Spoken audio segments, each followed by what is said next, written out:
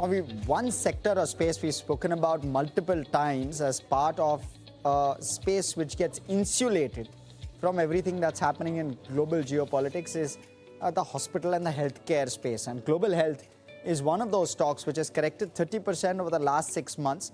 It's down 15% in the last 1 month or so. So you can see that graph, and what you do make out is that valuations over the last couple of years have trended lower, and therefore the current multiple 1 year forward is the lowest P in the last 2 years that this one is available for. So therefore this one pops up.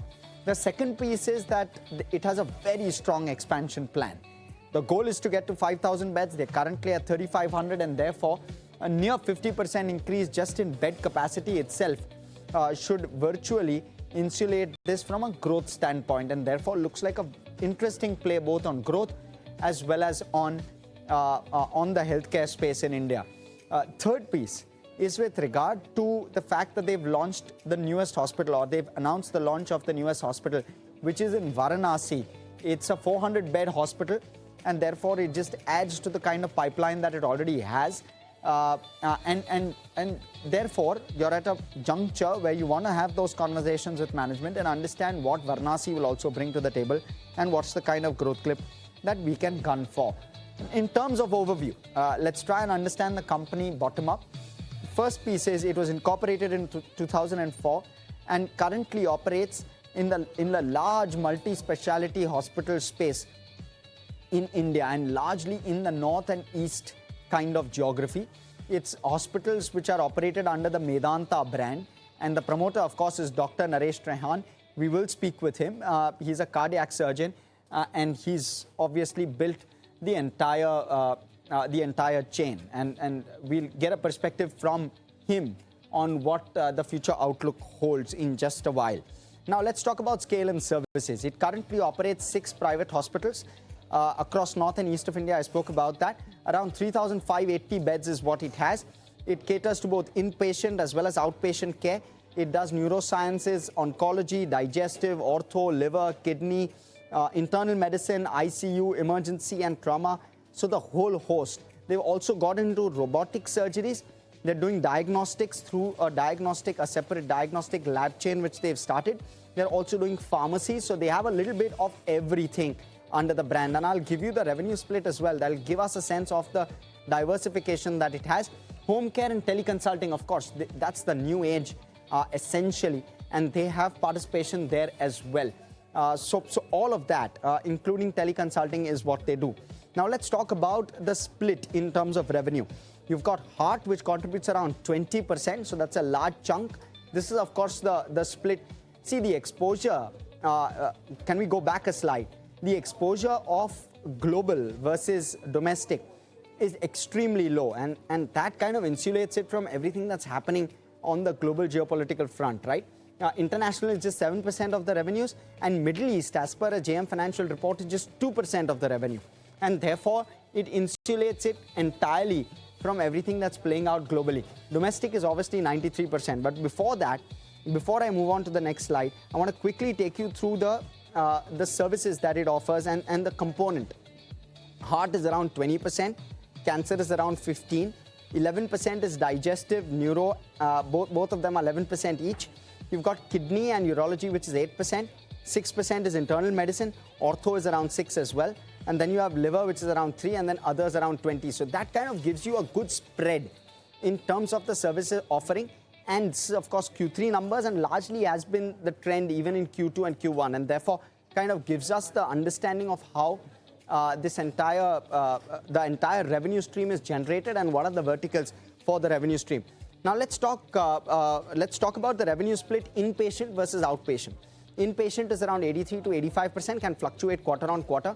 Outpatient is around 15 to 17. Again, the tilt is sharply towards inpatient, which is again positive because that gives you ARPOB will give you a good pulse of where revenue goes. Therefore, inpatient is nothing but patients which are admitted to the hospital. Outpatients are patients which come in, get themselves checked and leave. So that's broadly the understanding. Now let's talk about the presence, and you'll get a full split with regard to cities that they're already present in. They also have, so of course, the number of beds and the number of hospitals I've covered. but they also operate 8 clinics, 310 collection centers in terms of labs, and 19 pharmacies is what they run, at least at this point. And of course, there's scope for growth across that chain of business as well. But that's broad brush, the hospital presence that they currently have. They're obviously expanding. Like, for example, they're adding beds to their Noida facility, which was on your screen just a minute ago. And now you have Varanasi, where they're going to add 400 plus beds over there as well for 550 crore. That's the investment they're putting up. Now, let's look at the financial metrics and try and understand what the company has done over the last 3 years in terms of numbers. They've grown at a 19% CAGR over the last 3 years in terms of revenue. So revenue has continued to zoom upwards. You look at EBITDA, it's grown by 25% CAGR over the last 3 years. So you've seen a sharp inch up, and that's led to profitability surging 35% over the last 3 years. So a clear thumbs up with regard to growth. It's clearly signaling that growth has been strong, off a low base, of course. But given that they're going to be adding another maybe 1,400 odd beds in a very short span of time, that growth could well continue. Really, that's the essence of it. You might have some choppiness on the margin, on occupancy as new hospitals come on stream, and we'll get a sense of that from management. Look at the 9-month numbers now. Slightly softer overall. You're looking at revenue growth of 18%. So revenue growth has been strong. EBITDA at around 7% off a high base. That EBITDA growing has been tough. So margins have been capped as a result, and profit has grown at 8%. So that's broad brush for the 9-month period FY26. Now let's talk about the operating metrics in terms of margins, and you'll get a sense based on the graph as to how margins have gone. They've largely been in that 22 to 25% band, and that's exactly where Medanta's management has guided that they want to be at. But there you go. But there have been times where they've slipped below. Like, for example, in 9 months, FY26, they've slipped below that 22% threshold. We'll try and understand as to whether when there are new launches, organic, will margins slip, and what's happening to the traditional hospitals, the older ones, the vintage ones versus the newer ones. Because in some of the newer ones, the margins have been better actually than some of the older ones. And there is operating leverage which is kicking in very, very sharply in those hospitals. We'll try and get a sense from management as to what's playing out. In terms of other operational metrics, the bed capacity installed is at 3,579, which has grown at 18% odd, expected to grow by another 14% in FY27 to 4,000 odd beds. You've got occupancy, which is inched downwards from 64% to 59%, also causing that slightly lower EBITDA margin number. And what's played out thereafter is your average length of stay in terms of number of days is also contracted by around 7% on a YOY basis in Q3 FY26. Your ARPOB, though, has inched up 10% on a YOY basis. So some of those metrics playing out. Now, let me talk a little bit about the balance sheet, and let's try and assess the strength of that. You've got the book value at around 3,700 odd crore rupees. It's a 27,000 crore market cap company roughly. So it trades at around 6 times book. When you're looking at the borrowing number, it's around 527 crore at this point, excluding lease liabilities. Mind you, lease liabilities are nothing but accounting entries for the land which is leased, and therefore that should be excluded from the book debt which is there, which is around 500 odd crore. When you're looking at the cash and bank balance, that's at around 1,220 crore. So, and they've already got an allocation of around 500, 550 crore.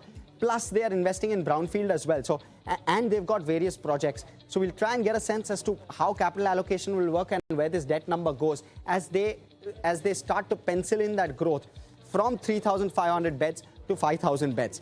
Now, in terms of cash flow, you've seen a decent cash flow flowing through. It's got around 70% odd in FY26 H1. Sorry, this is FY25. I beg your pardon. That's FY24, that's FY23. I request the team to correct that, but that's broadly the way in which EBITDA has converted to cash flow. Your net cash flow is, of course, negative because you've got the company investing in newer hospitals. Let's talk about the return ratios, and that's where it really stands out. Where at one point of time, return ratios were 5%, they've inched sharply higher towards 20. Now, the question is, can they hold this 20 or will it sink back towards 15 as they scale? And will it again inch back up towards 20? Because that compression in margin was visible. We're going to try to get a sense as to whether we start to see an uptick right off Q4 and Q1 FY27, or will that take a little bit of more time? and that will determine how ROCE is going. In terms of valuations, it trades at around 38 times earnings. Also, the other metric is EBITDA, and EV to EBITDA is at around 21. Both of those are at a 2-year low in terms of valuation, so that's the one positive. Second one, in terms of the 2-year average, it's at around 50 times, and this is all PE right now that I'm talking about. Even EV to EBITDA is commensurate. I spoke about EV to EBITDA 1 year forward being at 21 times, mind you viewers, so that's something that you want to pencil in. 2-year average is around 49 times. This is your PE valuations. The 2-year range is 37 to 62, and you're at 38. That's the lower end of the band. And what is the implied PAT growth? If I were to extrapolate PAT over the next 2 years, that's 24% CAGR is what analysts are expecting PAT to grow by. So very, very strong PAT growth is what is anticipated, at least by the analyst community. Let's look at the analyst recommendations as well. There are 12 buy calls. There are 5 hold calls. 30% upside from here is what analysts seem to be penciling in. What we'll do is slip into a very short break. On the other side, we will have Dr. Trehan, who's the Chairman Managing Director, and Pankaj Sahni, who's the Group CEO of Medanta, joining us. In fact, they're already with us. Sirs, I'll request you to hold on for just a couple of minutes. We'll come straight to you post the break.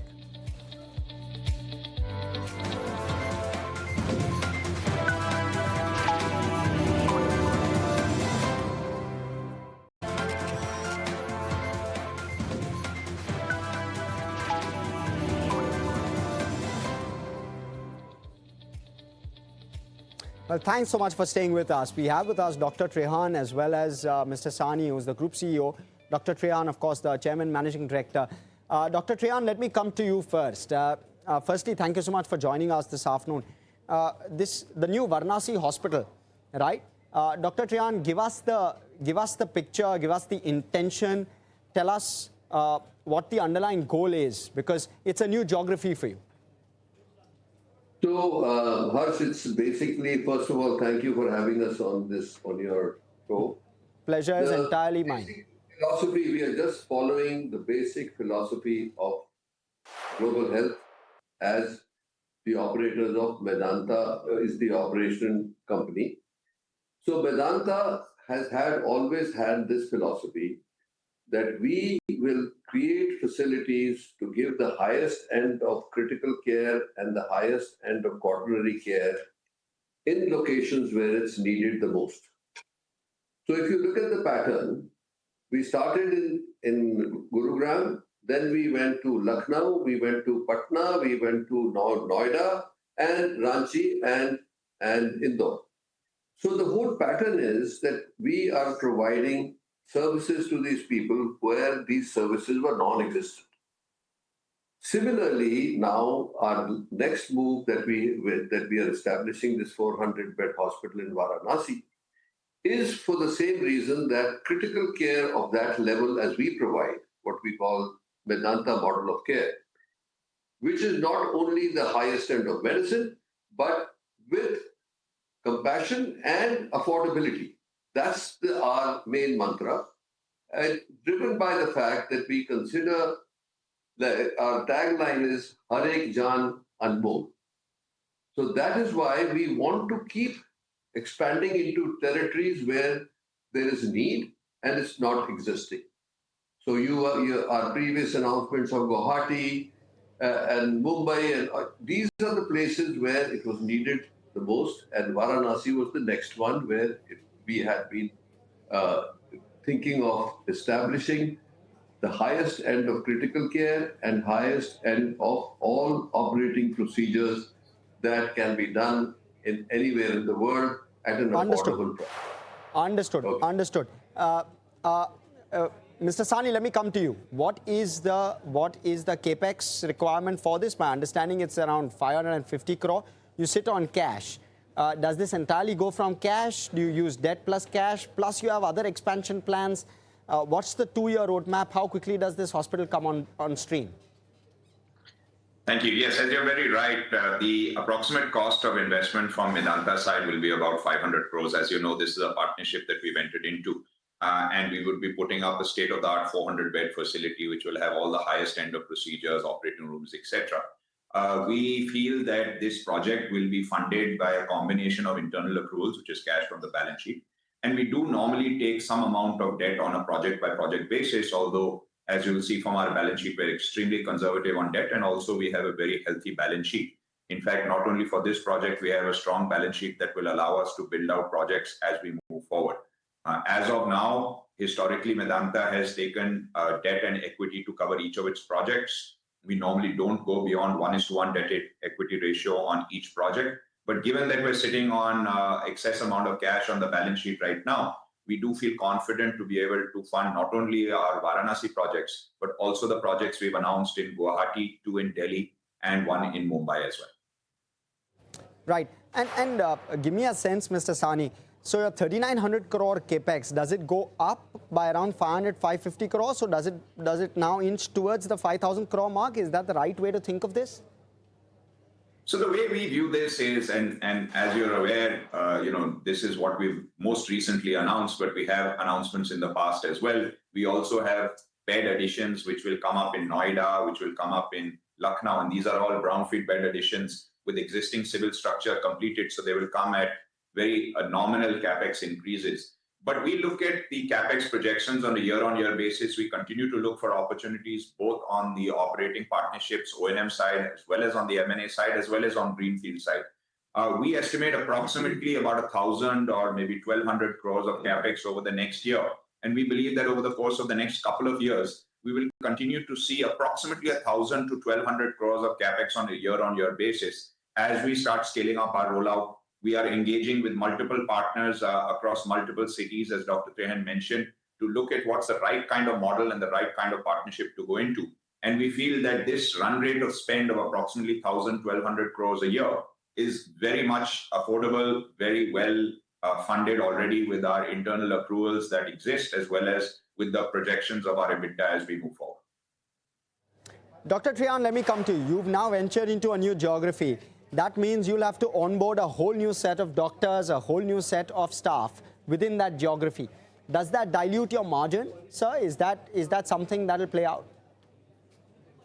No, you will, if you look at our track record, we have been able to get the best of doctors in any geography. And also there is a combination of our own, all our existing institutions have not only the width of services, but the depth of services also. So we are always planning that there will be people who are able to take on the responsibility along with our philosophy and integrity to other places so it started only with Gurugram. Now that was the first incubator that we had, where many of our people who were with us for 15 years have moved on to Noida, to Lucknow, to Patna. So we try to incubate our own doctors because we think that they have that training and that skills and that integrity. The second thing that we do is that we also, the geography that we are in, we have always been able to find the highest end of talent across all specialties. So right. If you look at historically, it takes about a year to get established and break even, which is mostly better than the traditional methodology. So we have broken even in 1 year in almost all our locations. So talent was there, the facilities are even superior, and we are mainly centered around critical care, which we believe right. that we give the highest end. Right. Mr. Sani, let me come to you. So your top line growth will be a function of ARPOB and occupancy, because of course, in terms of number of bed additions, you're going to be, there's very strong visibility, right? Talk to us about those two metrics. Where do they go, given that you'll have new hospitals plus more beds in existing hospitals, which is brownfield expansion? Give us a sense of how your top line is expected to inch upwards. How do ARPOB and occupancies trend? So in all of our past earnings calls and all of our past interactions, what we've consistently maintained is Medanta would like to continue to grow as much as possible, driven by volumes rather than tariffs and realization. So if you look at our volume growth consistently over the last 5 years, it's been at the numbers which you talk about. Much of our revenue growth of 20% on a year-on-year basis has been driven largely by volume. We've been extremely conservative on tariff growth. In fact, in units like Patna, which have been open for 4.5 years, we have not even taken a single tariff increase since the start of that institution.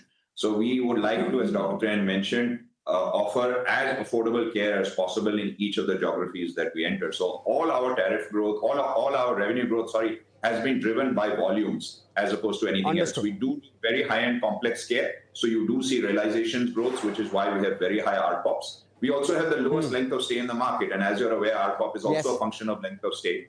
And so when you look at our ability to efficiently get high-end complex work in and out of the hospital at the highest standard, that's what's driven high RPOPs, low ALOS. But we would like to continue to drive revenue as much as possible through volumes, and that's what allows us to treat more and more patients and touch more and more lives. Yes, I did notice that. What does that do to margins, Mr. Sahni? Give us a sense, because your margins have been a bit choppy. They've been between that 20 to 24% band, and it largely depends on new launches of your hospitals. Give us a sense as to whether there's a downside risk to margins at all from here, from the 21.5% kind of number. Actually, if you look at our margins consistently over the last 3 to 5 years, especially after COVID, they've been fairly consistent and on the upward trajectory. We've looked at margins on the range of 24 to 25% over the last several quarters, as well as on an annualized basis. This includes significant margin growth, which has come in from our newer hospitals in Lucknow, in Patna. Also, we look at our Gurgaon, which is our oldest facility, also doing very well, growing in a volume terms, also at approximately 10% year on year. Now, the margin dip which you see in the 9-month reported figure is really because of the very initial operating losses of our Noida facility. We inaugurated our Noida facility towards the end of November. So what you're looking at is really just very nominal revenue for a month or two in our last quarter, which is a Q3 of this year. We do believe that we've hit peak losses, and so you should see that optimize as we move forward. But like Dr. Trehan said, any facility would take about a year or 18 months to break even. We are very confident of our Noida facility. We view this investment in manpower and clinicians as really more of an investment than anything else. And so far, we've been very happy with all of the trajectory across the board. And we do believe that with the exception of 1 or 2 quarters here and there, which hospitals don't run on a quarterly basis, they have a significantly longer term gestation. We feel that the margin profile would be very, very robust.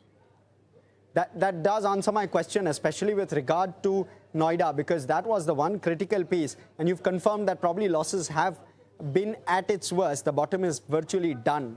So thank you so much for that. Dr. Trehan, as well as Mr. Sahni, thank you so much for coming in and speaking with us. It gives you a great lens into the vision which Dr. Trehan has put out and the numbers as to how the company will do going forward and what will translate in terms of the numbers. Completely out of time on this edition of All About Your Company. Thanks so much for tuning in. More action on the other side. Stay with us here on ET Now.